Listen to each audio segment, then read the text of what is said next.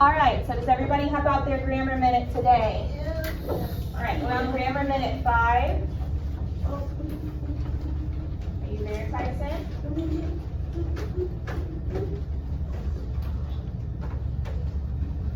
Today we're working on common and proper nouns. Again, tell me what a proper noun is. Jacob. A noun that usually like my name. Yeah, your name is a proper noun, Jacob, because I'm not talking about 12 Jacobs, I'm talking about Jacob. Jacob Kunis, right? What's a proper noun, or what's a common noun? Tyson? Common noun is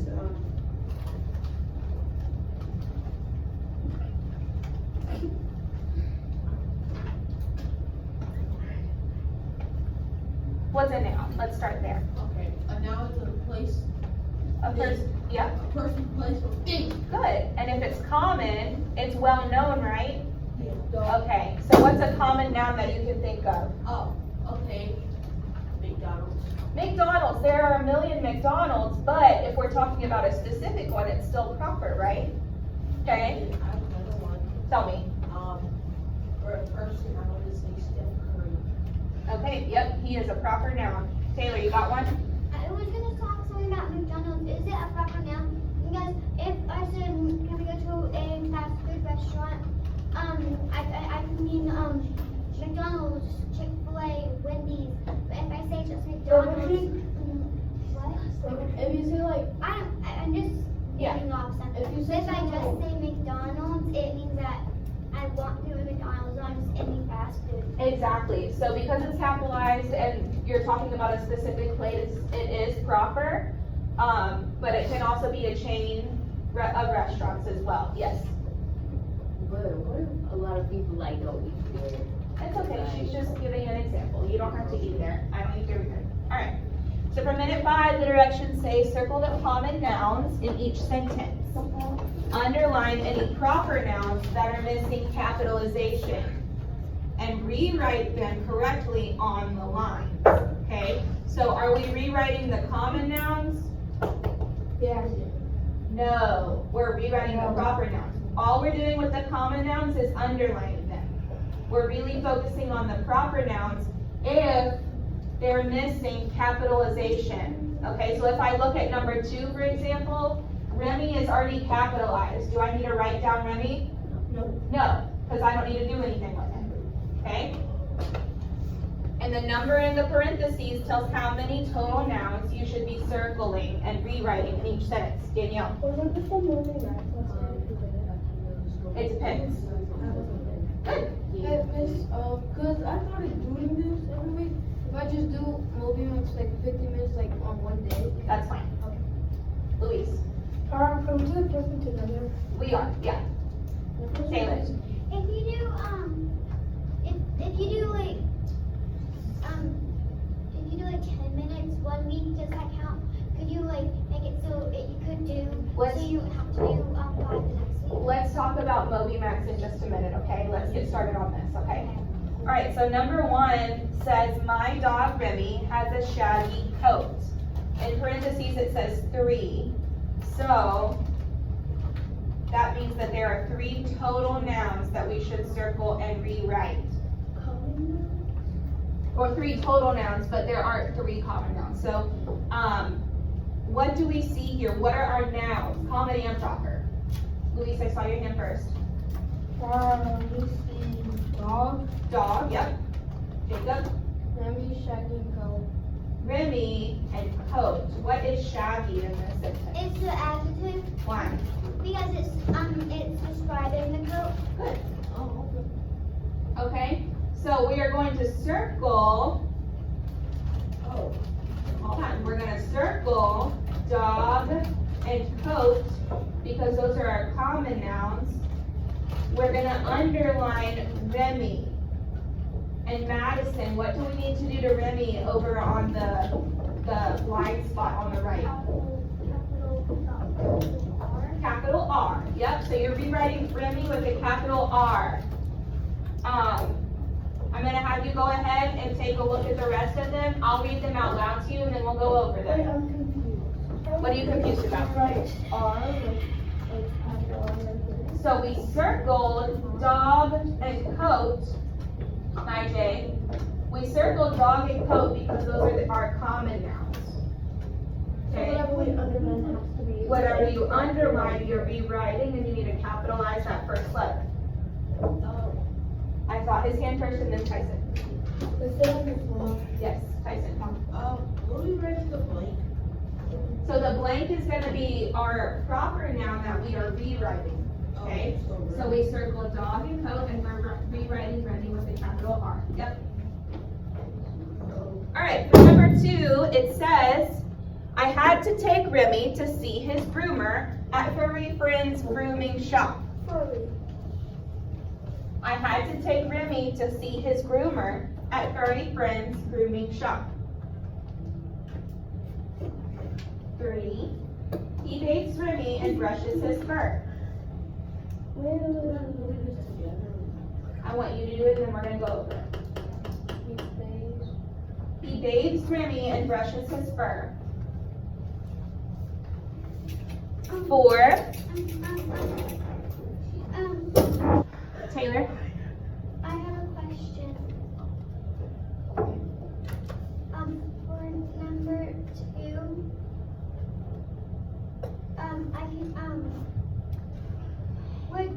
would grooming be a noun? Or would it just be groomer? We'll go over it. Okay. Number 4, another worker, Henry, clips Remy's claws and cleans his ears. Another worker, Henry, clips Remy's claws and cleans his ears. Wait, for number 3. We'll go over in a minute. Number 5, Remy likes to play with his friend, Trixie. Remy likes to play with his friend, Trixie. 6, she wears a pink collar around her neck. She wears a pink collar around her neck. 5, Henry rewards the dogs with treats for good behavior. Henry rewards the dogs with treats for good behavior. 8, the dogs lick Henry's hands and face enthusiastically. 8, the dogs lick Henry's hands and face enthusiastically. 9, then the canines are ready to come home. Then the canines are ready to come home. 10, if you have a pet, take it to the shop on Highland Boulevard. If you have a pet, take it to the shop on Highland Boulevard.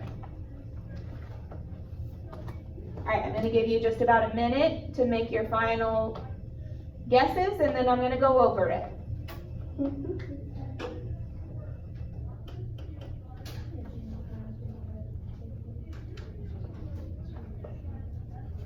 When you feel you're ready, give me a thumbs up. Go get it. Yes, sir.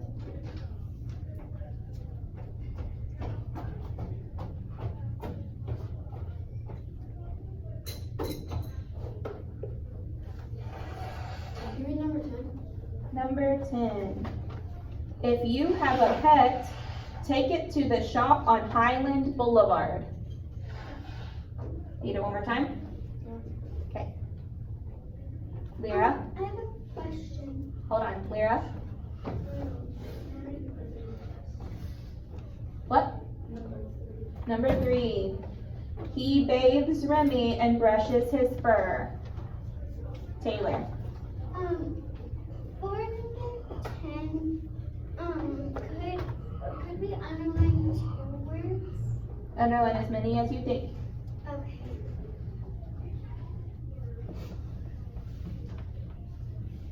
All right, give me a thumbs up if you're ready. Hey, give me like 1 minute. All right, 1 more minute and we can go over it. Gotta keep moving.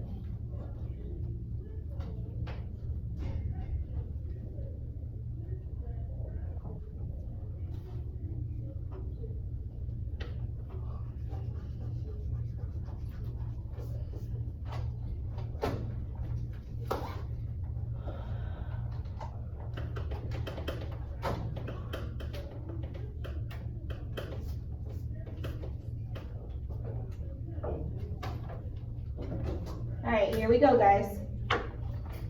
So we did number 1, we're circling dog and coat, underlining Remy.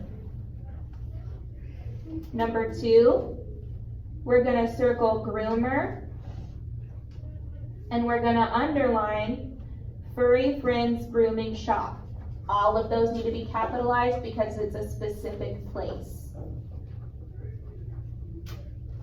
Wait, so you have like Furry Friends Grooming Shop? Yes, sir. Can I read this? Oh, I thought you had to write that.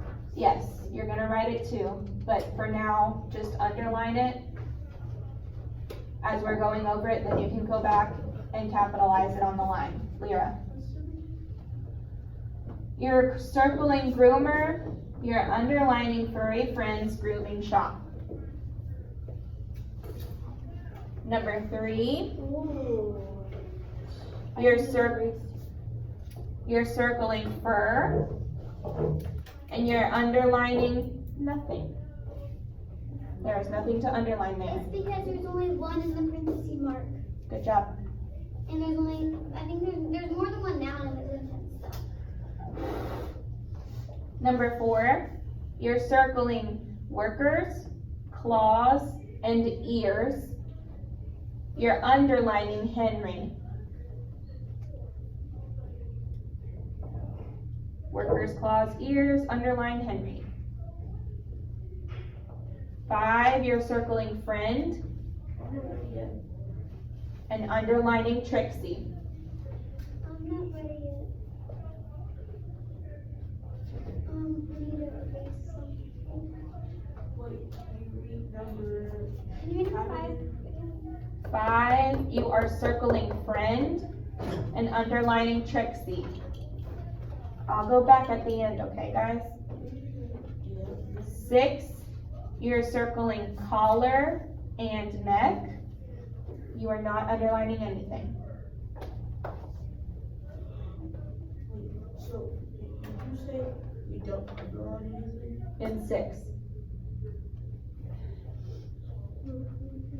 7, you are circling dogs, treats, and behavior. And not underlining anything? Correct. Wait, why are we underlining behaviors? You're circling behavior. Circle dog, treats, and behavior. That's confusing. Because those are all common nouns. None of them are proper. I thought common nouns was- Talk to me. You want to talk later? Okay. Number 8, you're circling dogs, hands, and face. And not underlining anything? Right. I got this right. Good. I've gotten it right so far. 9, you're circling canines and home. I thought canine was proper because it was a specific type of dog. And no underlining. So a canine is another word for a dog, just like cat and feline. Oh, Yeah. If it was a dog's name, yes. so like German Shepherd. Right. Oh, well, depending on the sentence, yeah. Depending on the context. I have a German Shepherd. So that would be common because it's not the name. Yeah. All right, number 10, the last one. We have pet and shop. That's what you're circling. And you're underlining Highland Boulevard. Highland Boulevard.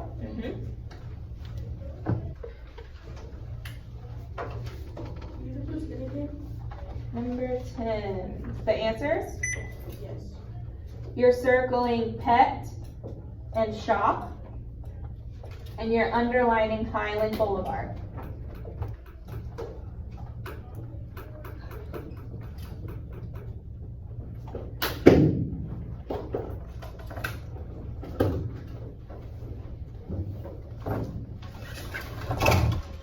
All right.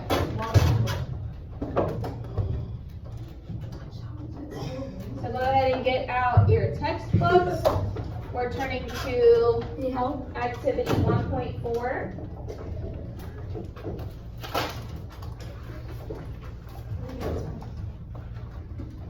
What are we doing?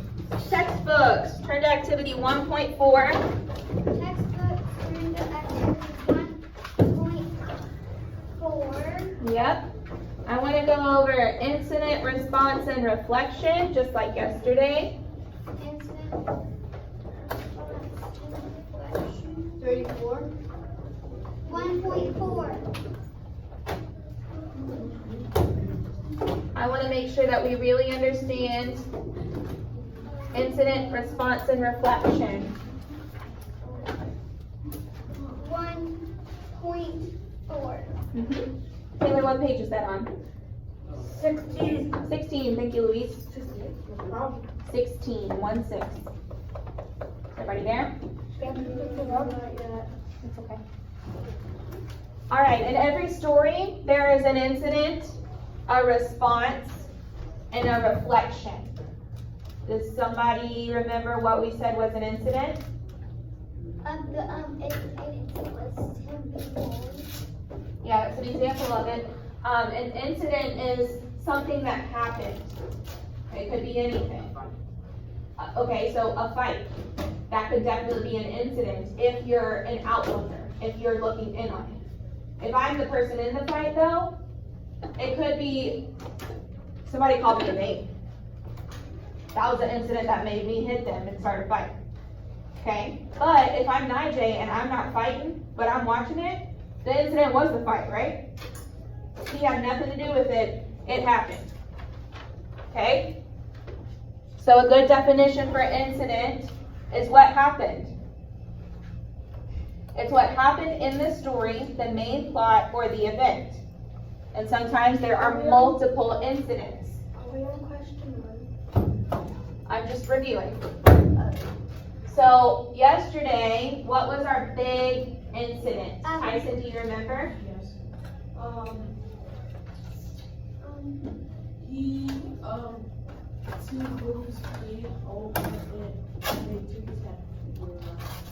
Yeah, he was bullied. Can I tell you who the bully was? Tell me. Vernon. Vernon, I yes. don't know how to say his last name. Vernon Mantel. Yep. So Vernon bullied our author. That's what we decided was our incident yesterday. After an incident, there's always a response. If I'm looking at a fight, if I'm Nijay looking at a fight, maybe my response is, I gotta watch this thing. Maybe my response is, I need to go tell Miss Smart so that the proper people can get over here because I wanna make sure that nobody gets hurt. Okay? The response for the author was he got so mad he punched. Was it punched him? Yeah. He started chasing him. He punched Vernon. That was one of his responses, and there could be multiple, right? Madison, do you remember another one? Oh. Hold on. Yeah. I asked Madison first. What did he do with the girl? He kissed her. He had the courage after he punched, right? Tyson, do you have a third one? He chased, Aaron or Vernon. Vernon. Right, so yeah, he went and punched him, yeah. What was the third one, guys? Danielle, do you remember? He wrote a book about Vernon Winterval. He's a nerd. He wrote a book, and his action was taking that Anger out. The anger of him In the book. being bullied into the book. Yeah. To make it better. Absolutely, okay? So the response up here, it says, what is the protagonist, which is the main character's, feelings and actions associated with the incident, okay? What is the result of the incident? So those are the three that we saw in the book. Taylor? You said what it was his feelings. He was mad. Yep. And he was was embarrassed. Yeah, good. After a response, there's always a reflection. Okay, so if we're talking about the fight, so maybe Nigel goes home and he came and told me about the fight, that was his response. And then later on in the day, he's like, I'm really glad that I told Miss Smart instead of just watching it happen and watching somebody get hurt. Okay, so that's his reflection after. How does the character change or grow by the end of the story? So Nigel, he's growing and being like, I helped somebody not get hurt. Or I helped somebody make sure that school was their top priority instead of fighting.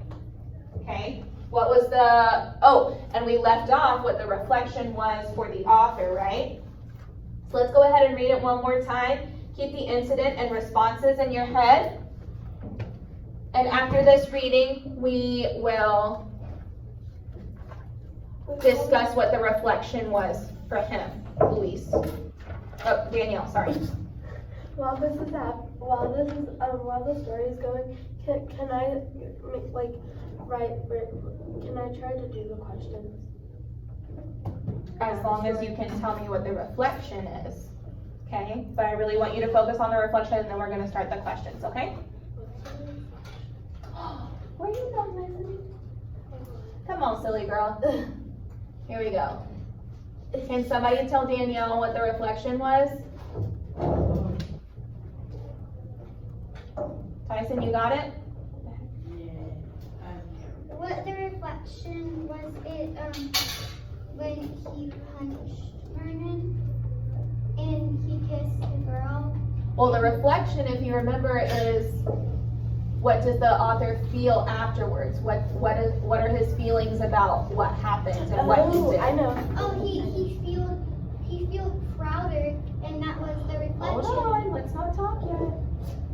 Okay, so we're gonna go over it one more time, because there may be multiple reflections, okay? Hold on. All right, so here is my superpowers for the last time, and then after we answer what the reflection is, we're gonna go ahead and start the questions. Deal? Deal.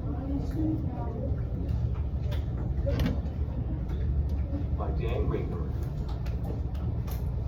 Do you ever wish you had superpowers? When I was a kid, growing up on the north side of Chicago and being picked on by bullies, I prayed for superpowers. Like Superman, I wanted to be able to fly faster than speeding bullets, to be more powerful than locomotives, to leap tall buildings at a single bound. Mainly, I wanted to punch bullies in the stomach so hard that my fist came out of their backs. Winters in Chicago are so cold that frost forms leafy patterns on your bedroom window and stays there for months. The wind howls off Lake Michigan, and a thick shell of pitted black ice covers the streets and sidewalks from December to April. To keep warm in winter, I wore a heavy wool coat, a wool muffler, wool mittens, furry earmuffs, and one of my most treasured possessions, a Chicago Cubs baseball cap autographed by a player named Big Bill Nicholson.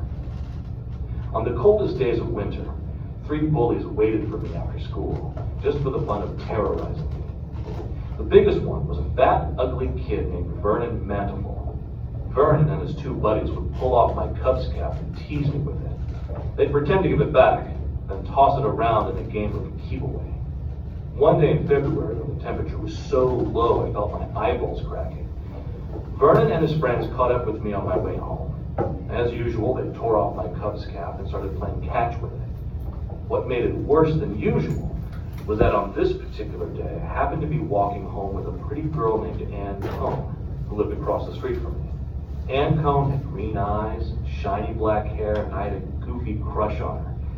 As if it wasn't bad enough that these guys humiliated me when I was alone, now they were doing it in front of Ann Cohn. I was so embarrassed, I began to cry. Crying in front of Ann Cohn made me even more embarrassed. I was speechless with shame and anger. Driven by rage, I did what only an insane person would do. I attacked Vernon Mantelful. I punched him in the chest and grabbed back my Cubs cap. Vernon saw that I had become a madman. People don't know what to do with madmen. Vernon looked shocked and even a little afraid. He backed away from me. I attacked the second boy, who also backed away from me. Encouraged by their backing away, I ran after them, screaming, punching, flailing at them with both fists. I chased them for 2 blocks before they finally pulled ahead and disappeared. Breathing hard, tears streaming down my face, I felt I'd regained my honor, at least temporarily. That weekend, perhaps made braver by my triumph over the 3 bullies, I kissed Ann Cohn on her sofa. I can't tell you exactly why I did that. Maybe because it was a cold, cloudy Saturday and there was nothing else to do. Maybe because we both wondered what it would feel like. In any case, I could now brag that, at age 8, I had personally kissed an actual girl who wasn't related to me. I never did get those superpowers. Not as a kid, at least. When I grew up, I became a writer. I discovered a particular pleasure in going on risky adventures. I wrote about my real-life adventures for national magazines. I spent 4 months writing with New York firefighters and running into burning buildings with them. I spent 6 months writing with New York homicide cops as they chased and captured drug dealers and murderers. I flew upside down over the Pacific Ocean with a stunt pilot in an open cockpit airplane. I took part in dangerous voodoo ceremonies in Haiti. I spent time on a tiger ranch in Texas and learned to tame 200-pound tigers by yelling, "No," and smacking them hard on the nose. I found that tigers were not much different from the bullies of my childhood in Chicago. I also wrote fiction. I created entire worlds and filled them with people I wanted to put in there. I made these people do and say whatever it pleased me to have them do and say. In the worlds I made up, I was all-powerful. I had superpowers. I began writing a series of children's books called The Zack Files, about a boy named Zack who keeps stumbling into the supernatural. In many of these books, I gave Zack temporary powers to read minds, to travel outside his body, to travel back into the past, to triumph over ghosts and monsters. I created another series called Maximum Boy, about a boy named Max who accidentally touches radioactive rocks that just came back from outer space and who suddenly developed superpowers. Maximum Boy is me as a kid in Chicago, but with superpowers. Oh yeah, I almost forgot. In the Zack Files, I created a fat, stupid kid who sweats a lot and thinks he's cool, but who everyone laughs at behind his back. You know what I named this fool? Vernon Mantible. I do hope the real Vernon knows. All right. So, with his 3 responses, I need 3 reflections. The first one, what did we say it was? Yep, he got back at the bullies. So what is that reflection, Danielle? He felt like he regained his trust. Yep, so that's a reflection. Afterward, he felt like what? What paragraph did you find that in?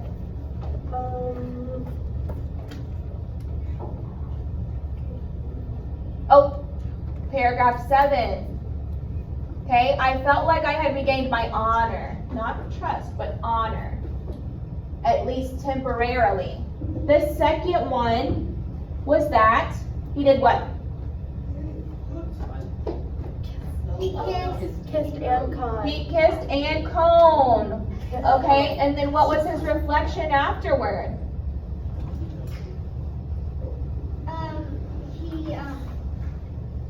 He would be the first kid to say No, he could brag like this kid that A little louder, Jacob.